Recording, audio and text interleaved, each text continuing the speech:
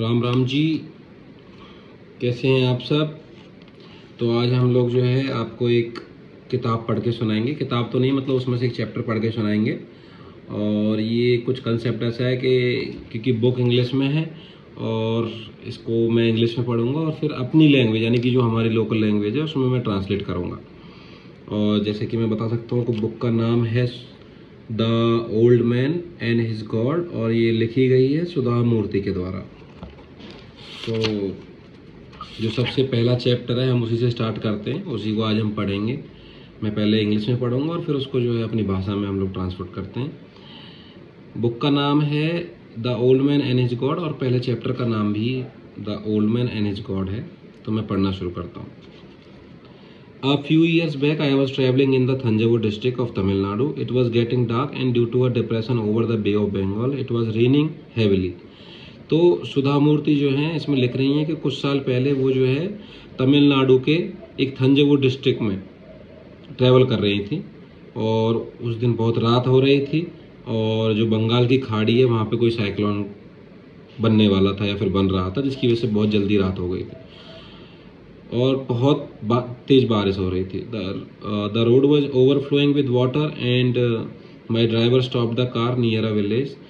तो रोड के ऊपर से पानी बह रहा था और जिस गाड़ी में वो जा रही थी तो ड्राइवर ने गाड़ी रोकी और there is a no way we can proceed further in this rain and said the driver why don't you look for shelter somewhere near by rather than sit in the car. Driver बोला कि हम लोग आगे जाने की बजाय क्यों ना हम कहीं यहीं जो है मतलब कि कुछ रुकने के लिए कोई जगह देख लें, क्योंकि बारिश बहुत ज़्यादा हो रही है। तो गाड़ी ने वहीं पे ड्राइवर ने रोक दी। Stranded in an unknown place among unknown people, I was a bit worried. Nevertheless, I retrieved my umbrella and marched out in the pelting rain. I started walking towards the tiny village whose name I cannot recall now. तो उन्होंने क्या किया, एक unknown जगह है, मतलब कि वहाँ पे वो किसी को जानते नहीं है, किसी आदमी को नहीं जानती है, वो जगह को भी नहीं जानती है। फिर भी उनको एक चिंता थी, लेकिन फिर भी ये सब चीज़ छोड़ के उन्होंने क्या किया, अपना जो है छाता बाहर निकाला। छाता बाहर निकाल के वो जो है उस बारिश में बाहर चलने लगी और उन्होंने एक गांव के अंदर चलना शुरू किया। उस गांव का नाम उनको याद नहीं है। There was no electricity, it was a trial walking in the darkness and the rain. In the distance I could just make out the shape of the small temple. I decided it would be an ideal place to take shelter, so I made my way to it. Half way there the rain started coming down even more fiercely and the strong wind blew my umbrella away, leaving me completely drenched. तो उन्होंने क्या किया, वो गाड़ी से निकली। उस दिन गांव में बिल्कुल भी लाइट या इलेक्ट्रिसिटी नहीं आ रही थी, बहुत बारिश थी और बहुत ही रात का अंधेरा हो रखा था। लेकिन फिर भी उन्होंने क्या किया, बाहर निकल के जो है देखा और उनको सामने एक मंदिर दिखा। तो उन्होंने उस मंदिर की तरफ चलना जो है ज़्यादा बढ़िया समझा कि ये जगह रुकने लायक सबसे बढ़िया जगह रहेगी। और फिर उन्होंने क्या किया, अपना अम्ब्रेला बाहर निकाला, अपना छाता बाहर निकाला और छाता बाहर निकाल के वो जो है मंदिर की तरफ चलने लगी। लेकिन जैसे ही वो मंदिर की तरफ चलने लगी, I reach the temple soak wet. As soon as I entered I heard an elderly person voice calling out to me. तो वो जैसे ही मतलब मंदिर की तरफ चलने लगी, उन्होंने क्या है, उन्होंने एक किसी बूढ़े आदमी की आवाज़ सुनी। तो वो though I can not speak Tamil, I could make out the concern in the voice. In the course of my travel I have some realise that voice from the heart can be understood irrespective of the language they speak. तो क्योंकि तमिलनाडु है और सुधा मूर्ति जो है वो कर्नाटका से हैं, तो उनको तमिलनाडु यानी कि तमिल लैंग्वेज नहीं आती थी। बट उस दिन उन्होंने समझा कि भाषा आने की बजाय आपके अंदर की जो फीलिंग्स हैं कई बार वो बिना भाषा के भी एक्सप्रेस की जा सकती हैं। तो उन्होंने क्योंकि अपनी उस वॉइस में बोला, तो वो जो बूढ़े आदमी थे उनको कुछ समझ में आ गया कि ये लेडी परेशानी में है। उसके बाद क्या होता है, I peered into the darkness of the temple and saw an old man of about 80. Standing next to him was an equally old lady in traditional 9-year cotton sari. She said something to him and then approached me with a worn but clean towel in her hand. उन्होंने और थोड़ा सा गौर से देखा और उन्होंने जो देखने के बाद पता लगा कि वहाँ पे जो है एक बुजुर्ग हैं, उनकी करीब करीब 80 साल उम्र है और उन्हीं की जस्ट साइड में एक लेडी भी खड़ी हैं जो कि उनकी वाइफ लग रही हैं उनको, और उनकी भी लगभग सेम उम्र है। और उनकी जो वो वाइफ हैं वो उनसे कुछ कहती हैं और एक जो है भीगा हुआ तौलिया, सॉरी एक बढ़िया सा सूखा तौलिया, साफ़ सुथरा बट फटा हुआ तौलिया सुधा मूर्ति को देती हैं। पहुंचने के लिए, क्योंकि वो बारिश में भीगी हुई थी. So as I wiped my face and head I notice that the man was blind. It was obvious from their surroundings that they were very poor. The Shiva temple where I now started was simple with the minimum of ostentation and its decoration. तक वो तौलिया उनको लेने के बाद ये पता लगा कि वो जो ओल्ड पर्सन है, यानी कि जो बूढ़े आदमी हैं, वो अंधे हैं. और जिस मंदिर के अंदर वो खड़ी हैं, वो मंदिर जो है बहुत पुराना है और बहुत ही मिनिमम डेकोरेशन के साथ वो सजा हुआ है. The Shivalinga was bare except for a bilva leaf on top. The only light came from the single oil lamp. In that flickering light a sense of calm overcome me and I felt myself closer to God than ever before. उन्होंने देखा कि जो Shiva temple के अंदर जो शिवलिंग है, शिवलिंग के ऊपर सिर्फ एक मतलब कि बस एक बेल पत्ता चढ़ा हुआ है और उसके अलावा कुछ नहीं है. लेकिन उन्होंने इस सब कुछ में ये फील किया कि इतनी कामनेस में ऐसे उनको लगा जैसे कि आज उनको जो है भगवान के दर्शन हो गए हैं, या भगवान की जो है एक अनुभावना हो गई है. उनको फील हो गया कि हाँ भगवान हैं और भगवान उनके बहुत नज़दीक है. उनको ऐसा लग रहा है क्योंकि वह बहुत शांति और ज़्यादा कुछ भी नहीं है उसके अलावा. इन halting Tamil, I asked the man to perform the evening Mangal Aarti, which he did with love and dedication. When he finished, I placed a 100 rupee note as the dakshin. अब आप यहाँ पर देखेंगे क्या होता है. सो क्योंकि शाम का टाइम था, अंधेरा हो रखा था, तो फिर उन्होंने क्या है मतलब थोड़ा बहुत तमिल में उन्होंने जो है उस बूढ़े आदमी से बोला कि हम लोग जो है शाम की मंगल आरती करते हैं. तो जो वो बूढ़े आदमी थे, उन्होंने क्या किया कि मंगल आरती करनी शुरू की. और मंगल आरती बहुत ही प्रेम से और बहुत ही डेडिकेशन से, यानी कि बहुत ही लगाव से जो है मंगल आरती करी. अब जब मंगल आरती हो गई तो जैसे कि हम लोग करते हैं, तो उन्होंने क्या किया, सुधा मूर्ति ने 100 रुपये का नोट निकाल के उस आरती की थाली में रख दिया. अब इसके बाद देखते हैं क्या होता है. He touched the note and pulled away his hand, looking uncomfortable. Politely he said, "Amma, I can make out that the note is not for 10 rupees, the most we usually receive. Whoever you may be in a temple, your devotion is important, not your money. Even our ancestors have said that a devotee should give as much as he or she can afford to. To me, you are a devotee of Shiva like everyone else who come here. Please take back this note." अब देखिए क्या होता है. उस बूढ़े आदमी ने जब वो नोट छुआ, स्पर्श किया, तो उसको पता लगा कि ये जो नोट है इस 10 रुपये का नहीं है, जो कि जनरली लोग 10 रुपये का नोट उस मंगल आरती की आरती थाली में रखते हैं. ये उससे ज़्यादा का है. अब वो बूढ़े आदमी उस औरत से बोले कि माता जी, अम्मा, जैसे उनको बोला, अम्मा, लेडी को वहाँ पे अम्मा कह के बोलते हैं कि अम्मा कि ये जो नोट है मुझे 10 रुपये का तो नहीं लग रहा है. और जैसा कि हमारे एंसेस्टर्स यानी कि हमारे पूर्वजों ने कहा है कि जितना जिससे बनता है उतना ही जो है हमें भगवान को देना चाहिए या आरती में रखना चाहिए. तो आप एक काम करिए, अभी ये जो 100 रुपये का नोट है आप ये उठा लीजिए. अब सुधा मूर्ति को कुछ भी समझ में नहीं आया ये सब सुन के. तो उन्होंने क्या किया, I was taken aback. I did not know how to react. I looked at the man's wife expecting her to argue with him and urge him to take the money, but she just stood quietly. Often in many households a wife are encourage the man to greediness. अब जब वो उस note को वापस ले रही थी, उनको समझ नहीं आया उन्हें क्या करना है, तो उन्होंने वो 100 रुपये का नोट थाली में से उठा लिया वापस. अब इस दौरान क्या होता है, वो जो बूढ़े आदमी हैं उनकी जो पत्नी है वो उसकी तरफ देख रही हैं कि इन्होंने 100 रुपये का नोट क्यों नहीं लिया, इनको ले लेना चाहिए था. जनरली ऐसा कह रही है सुधा मूर्ति कि हाउस होल्ड्स में यानी कि घर बार में ऐसा होता है कि जो घर की जो महिला होती हैं वो आदमी को जनरली मतलब कि लालच के लिए थोड़ा सा इनकरेज करती हैं या प्रोत्साहित करती हैं. बट उन्होंने कुछ बोला नहीं, सिर्फ वो अपने पति की तरफ देख रही थी. Here it was the opposite. She was endorsing her husband's view, so I sat down with them and with the wind rain wiping up fringy outside, he walked outside our lives. But हाँ, ये यहाँ पे ये कह रही हैं कि generally ऐसा होता है हाउस होल्ड्स के अंदर, बट इस लेडी ने ऐसा कुछ नहीं किया. यहाँ बिल्कुल उल्टा था. ये सिर्फ अपने पति का साथ दे रही थी और उनकी तरफ देख रही थी. तो वो वहाँ पे बैठ गई और जो है ठंडी हवा जो है उनको लगने लग गई और मतलब उनको बहुत थोड़ी ठंड सी लग रही है अभी.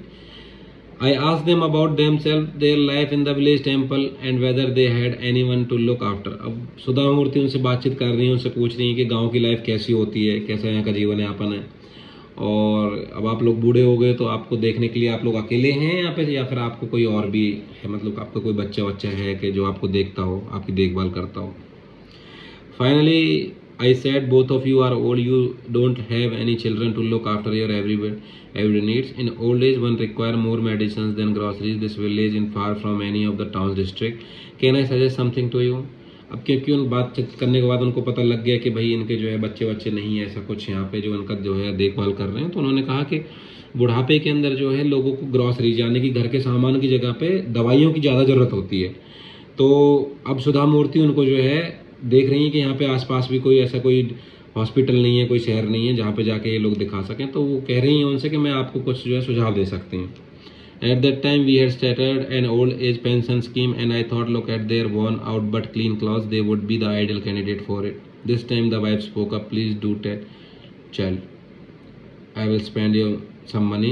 I will send you some money. Keep it in national bank or post office. The interest on that can be used for your monthly needs. If there is a medicine emergency, you can use the capital.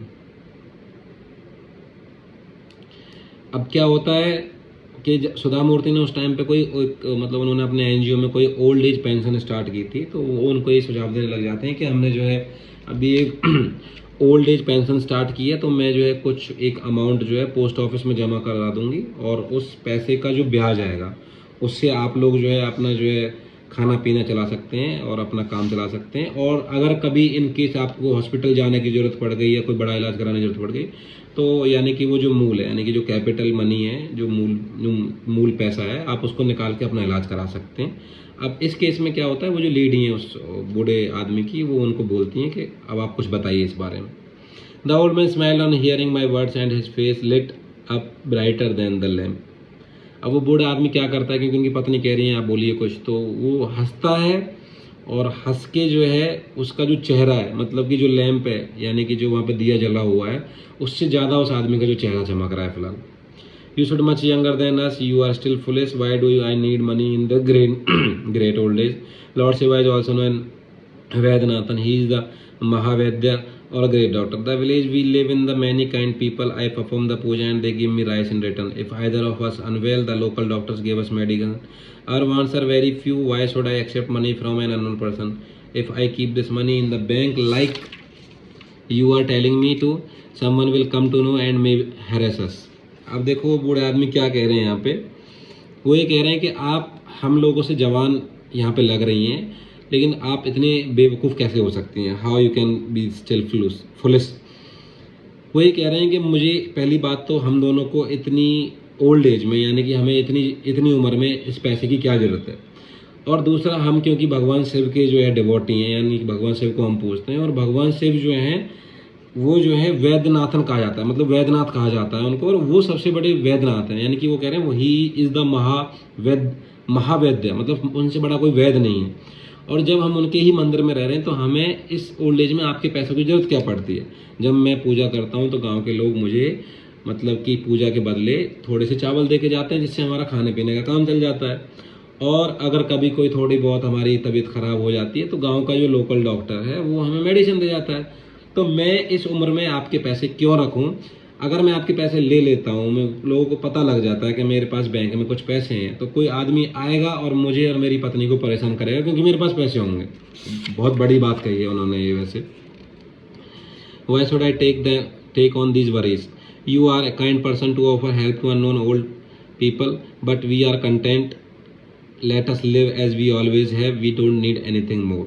अब वो उस lady से यानी कि सुधा मूर्ति से कह रहे हैं कि आपने हमारी चिंता की, ये बहुत अच्छी बात है, और बिना जानते हुए, मैं भी आपको नहीं जानता, आप भी मुझे नहीं जानती, हमें नहीं जानती, और फिर भी आपने जो है हमको पैसों के लिए ऑफ़र किया, बहुत अच्छी बात है, लेकिन हमको हमारे हाल पे छोड़ दीजिए। हम जैसे भी रह रहे हैं बहुत अच्छे रह रहे हैं, हमें किसी चीज़ की ज़रूरत नहीं है।